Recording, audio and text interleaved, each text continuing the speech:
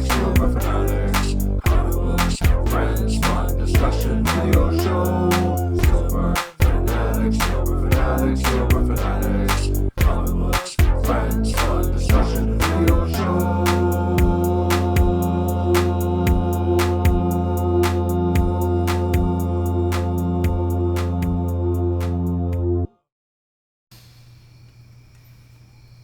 Welcome to SUPERFANATICS with SUPERDIVORCE. I'm Nicholas Villars here. I'm Bender.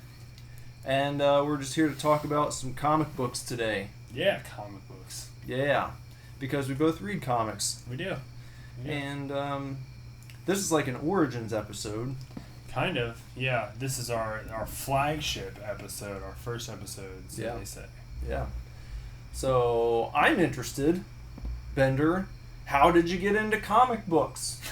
I got into comic books because of you. Let's see. A couple years ago, it's been probably close to 3 years now, I guess. Yeah. Close to 3 years. Over 3 now. Yeah. I don't fucking know. Yeah. Time. But when we first started hanging out and I had joined the band officially and all that, you being an avid reader got me into it. I had a little bit. You read tab. Star Wars comics, right? I read older Dark Horse Star Wars comics. That was pretty much it. But you expanded me, got me really, really, really into it. So I've only been reading for a couple years, 3, maybe 4 years. I recall when we first started talking about comics, you were very, very, very much against superhero books. I was very against superhero books. Marvel and DC were just not your bag. I don't really read that many superhero books to this day, but I do read them. A few. A couple. Yeah. What are you reading right now, Bender? I'm reading a lot of stuff right now. I'm reading Saga is my number one priority. I'm reading I Hate Fairyland, Spider-Gwen, Moon Knight. Those are my 2 superhero books. I'm reading Doom Patrol, Snot Girl, and Outcast. And lastly, I would say Nowhere Men. I'm reading Nowhere Men. All books that are good. Yes, they are all very good. I'm actually reading a few of those myself. Yeah, what are you reading? Right now, I'm reading Outcast. I'm reading Invader Zim. I am reading Gem and the Holograms. Yes. I am reading Amazing Spider-Man, Moon Knight. Those are my 2 Marvel books. Mm-hmm. Yeah, I have Marvel Star Wars as well, Mm-hmm. but as far as the classic Marvel goes, I only have Spider-Gwen and Moon Knight. Yeah, traditionally, I've been a pretty big superhero book guy over the years, but right now it's only, those 2, and then I picked up Doom Patrol as well. Yeah. Which I guess you can count. You can count as a superhero book. Yeah. At least we assume so. I would assume. It's at least, it's a DC book. It is a DC book. And then I'm also about to start reading through The Walking Dead. Oh, nice. So I anticipate that being a very big project. They're on, issue 157 or something like that now? Yeah, something like that. Is the latest one? Crazy. Not getting the individual issues. No, of course not. But even the compendiums will take a bit of time. Yeah, I'm sure.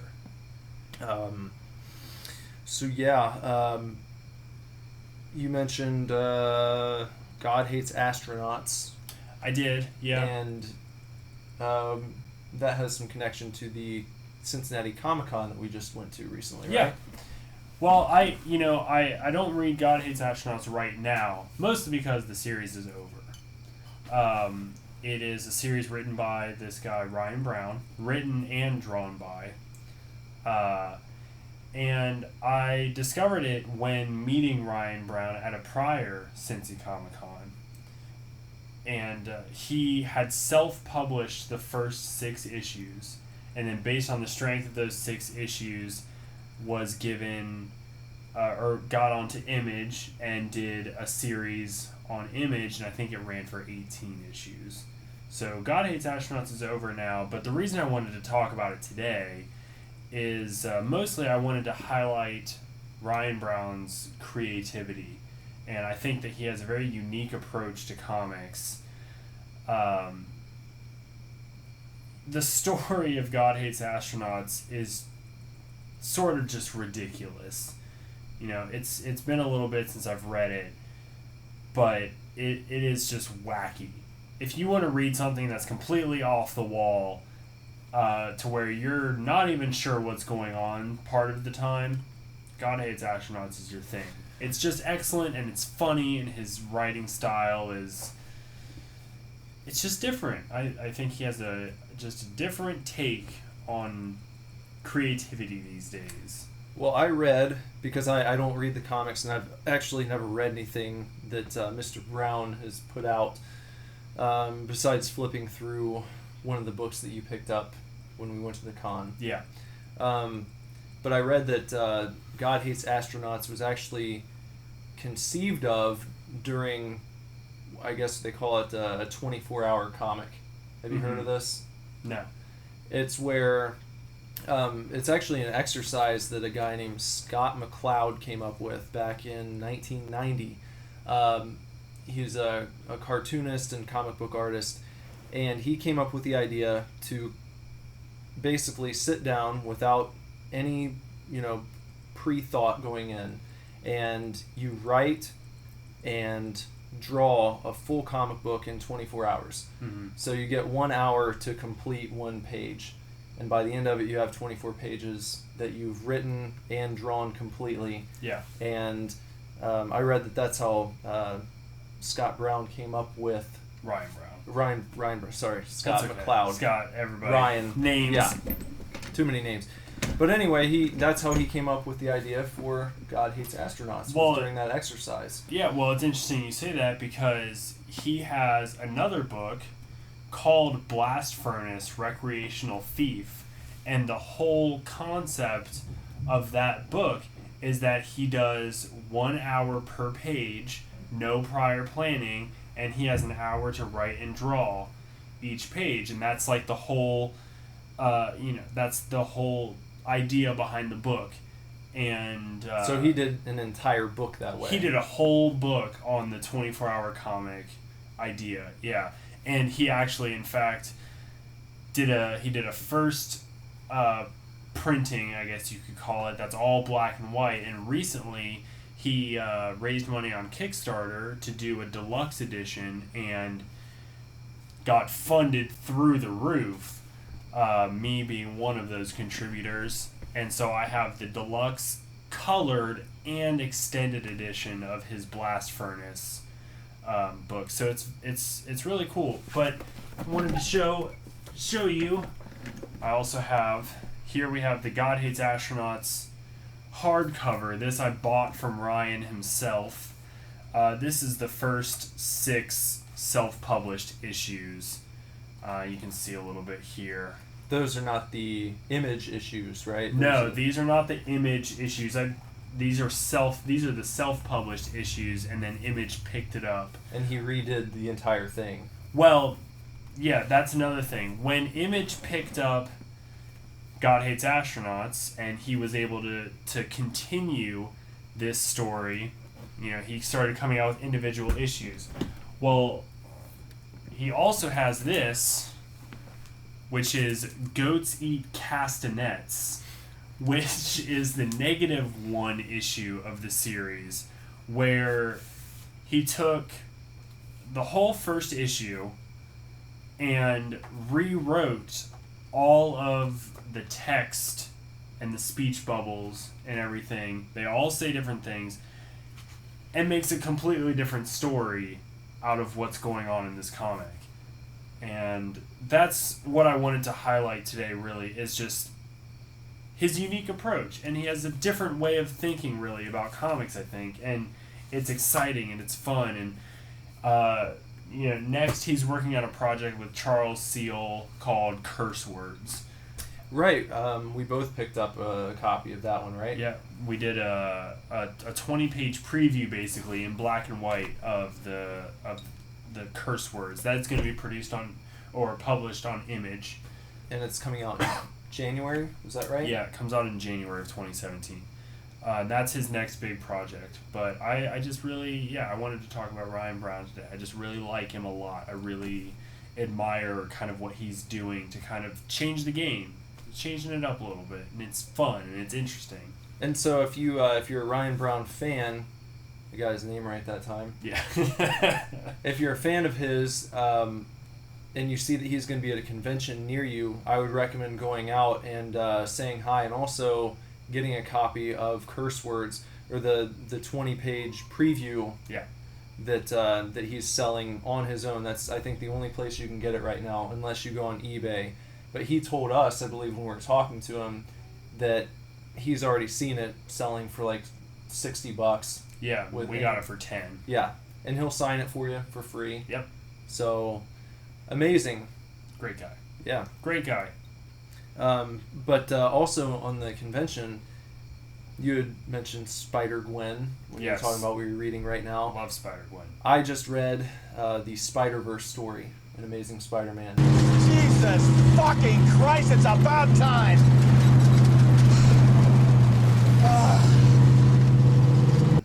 And finally, I bought all of those issues as they were coming out. Spider-Man, Amazing Spider-Man is the book that I've been following for the longest.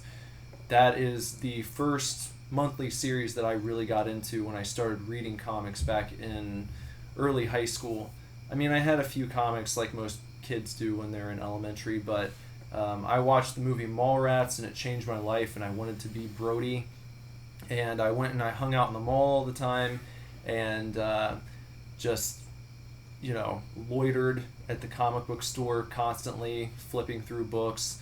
And finally, the guy who always put comics away on Wednesdays, he told me, hey man, you're here so much, why don't you help me put books away and I'll pay you in comics, which is a pretty awesome deal. I wish I could get a gig like that. Yeah, so that was one of my first jobs, is just going to the comic book store when I was in 10th grade. I just started driving, and it was so exciting to drive there on Wednesdays. And it's like, okay, I'm going to put comics away for a few hours, and then I get to leave with the shit that I read.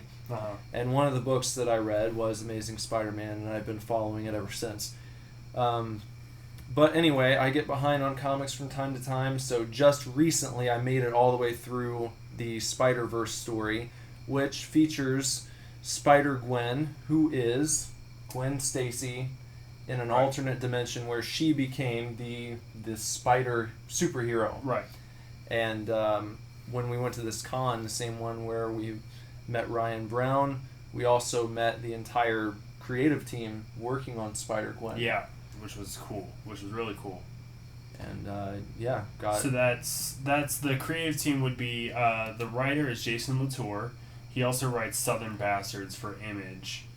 But Jason Latour and Robbie Rodriguez, the artist, are the two co-creators of the character itself. And then Rico Renzi was the colorist on the issue. And just phenomenal work by all three of them. I mean, this character is...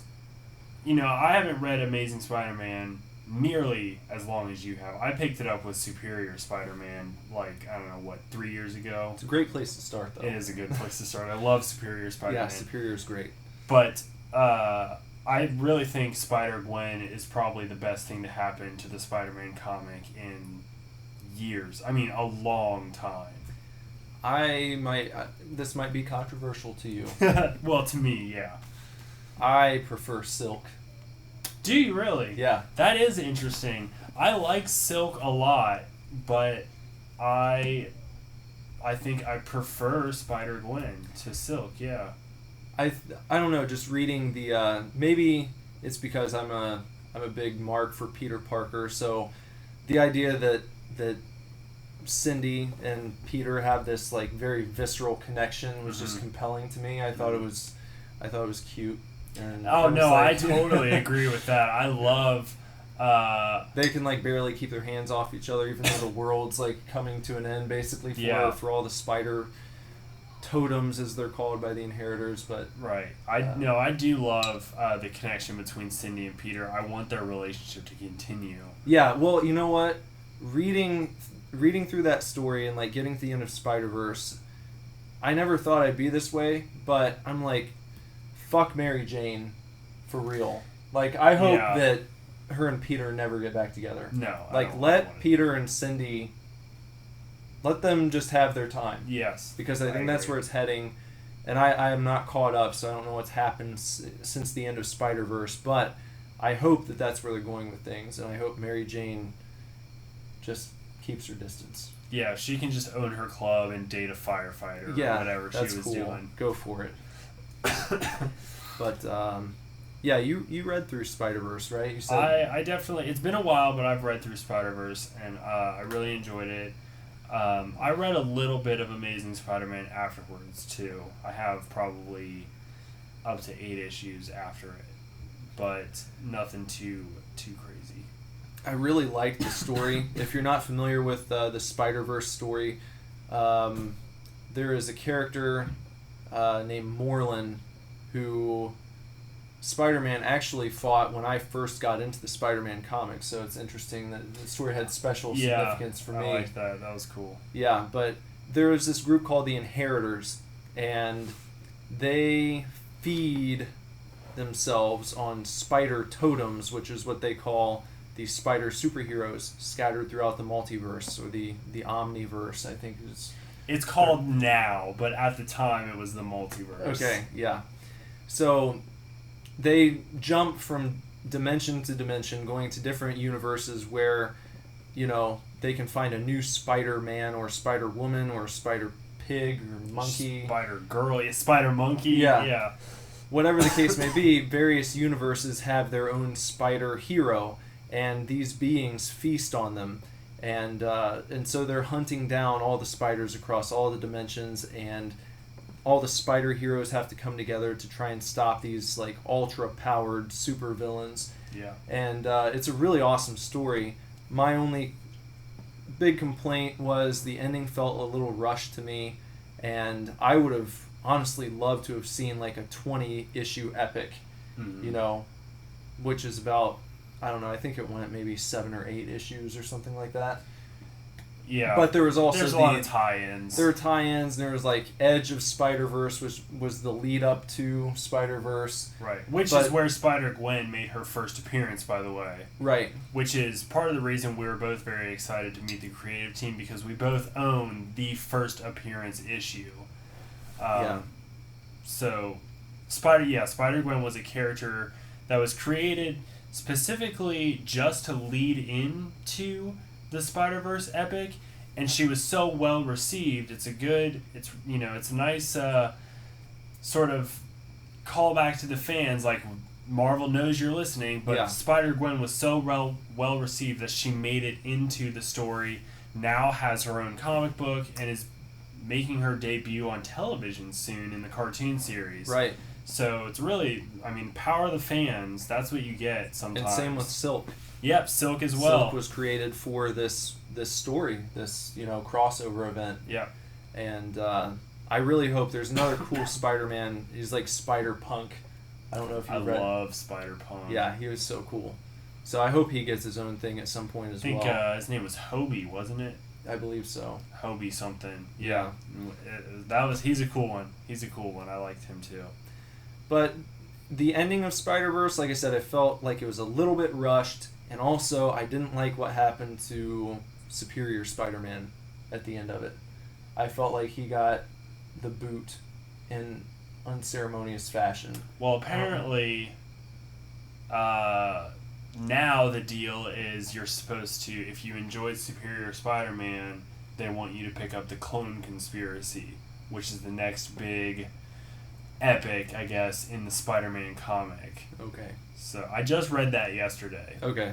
So Amazing Spider-Man issue 18, the current 18, apparently Dan Slott says, if you love Superior Spider-Man, pick up issue 18 and start reading the Clone Conspiracy. I've thought about it because I fucking love Superior Spider-Man. Yeah. Well, the interesting thing is when Otto, or Superior Spider-Man, if you're not familiar, Superior Spider-Man is basically Otto Octavius's mind inside of Peter Parker's body. Right. It's fantastic. Yeah. If you haven't read any of those, you definitely need to. If you're at all into Spider-Man. It's a 36 issue run. Yeah.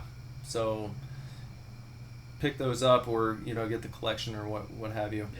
Yeah. Anyway, it was interesting when Superior Spider-Man, Otto, in Peter Parker's body, first encounters Peter Parker from his world in Spider-Verse. He thinks it's Peter Parker from the past, and then eventually he figures out, oh shit, this is actually Peter Parker from my future.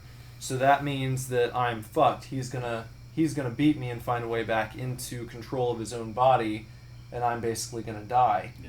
And so at the end, he does some very Otto Octavius-esque things to try to save himself, but in the Spider-Verse story, he does a lot of good as well, and I feel like they handle his exit. I don't know. Well, he's not gone yet, so at least there's that. Yeah, we'll see. So, we're both reading Doom Patrol as well. Doom Patrol was one of our covers of the week last week on Instagram. Yeah, it was. It just started, too. The first Young Animal release. And already huge fans of Young Animal because it's headed up by Gerard Way, former lead singer of My Chemical Romance, a band that we both appreciate very much. And if you scoff at that, seriously, check out some of his past work, because... Oh, man. His true passion is comics. Well, yeah, that was his career before he even got into music. Right. He has said in interviews before that the music kind of happened by accident. So whatever he did for emo culture in the mid-2000s, as much as we relate to it, if you don't, it's okay, because his comics are excellent. Oh, yeah. Umbrella Academy.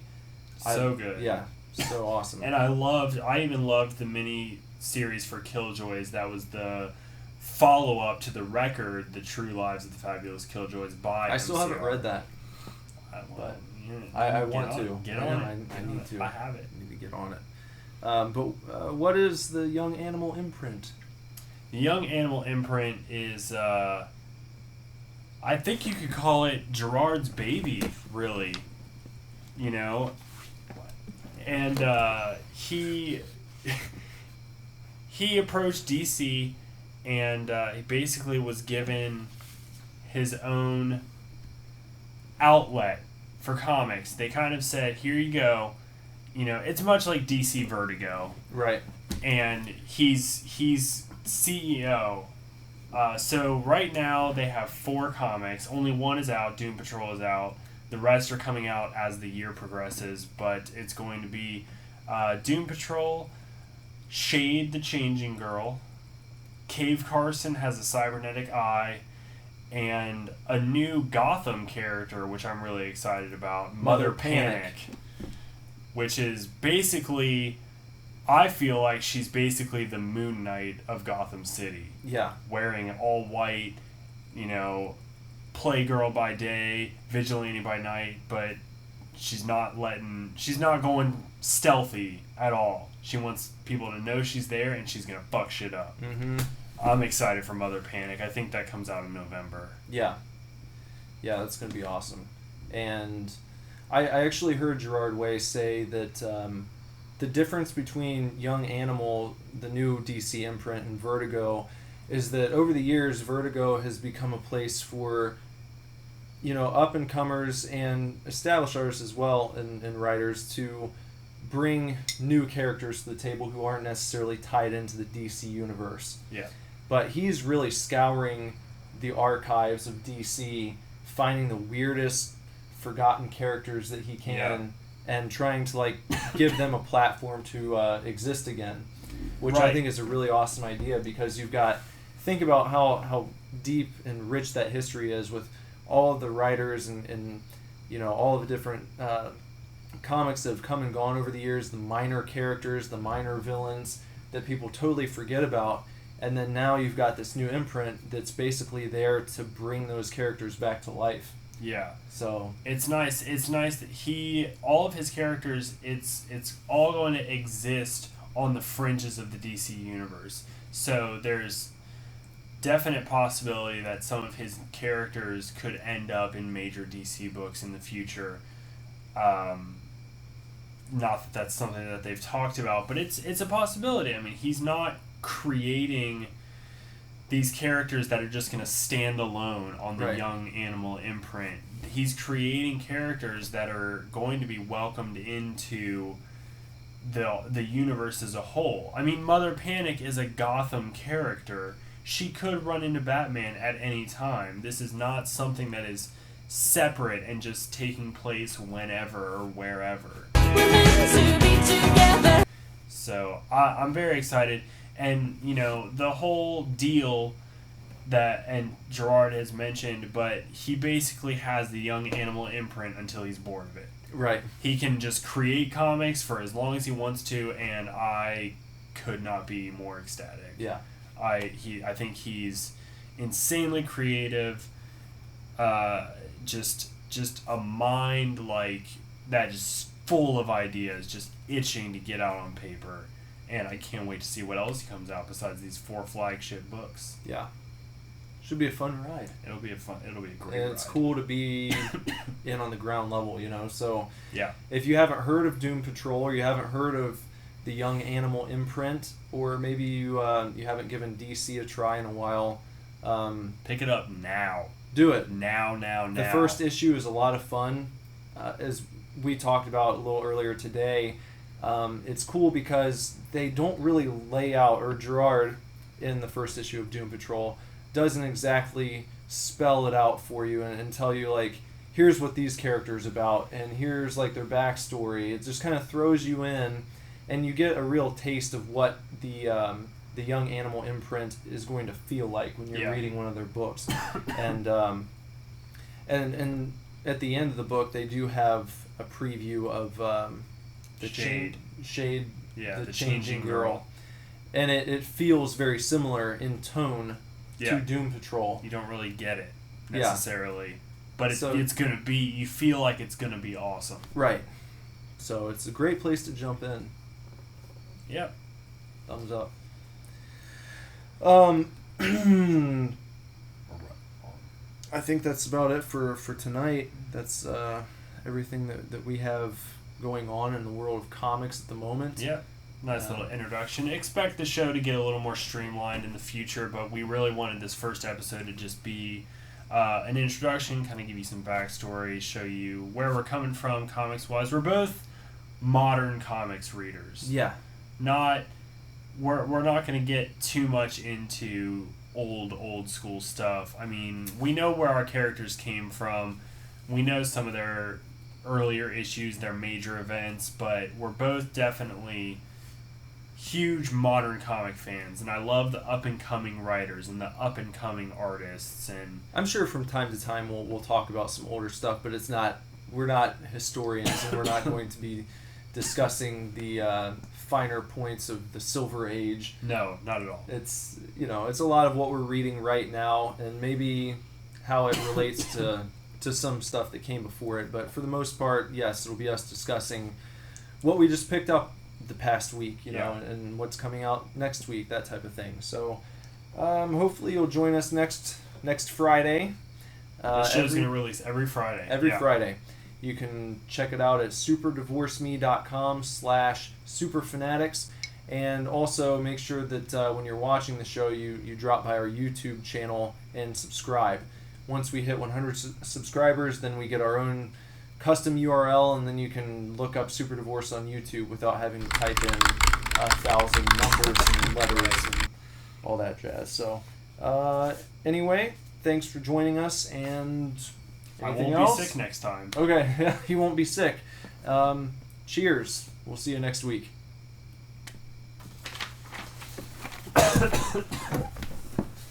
Lord. had it like under control, I feel like, for all of Evil Dead. Mm-hmm. And now it's just like going nuts.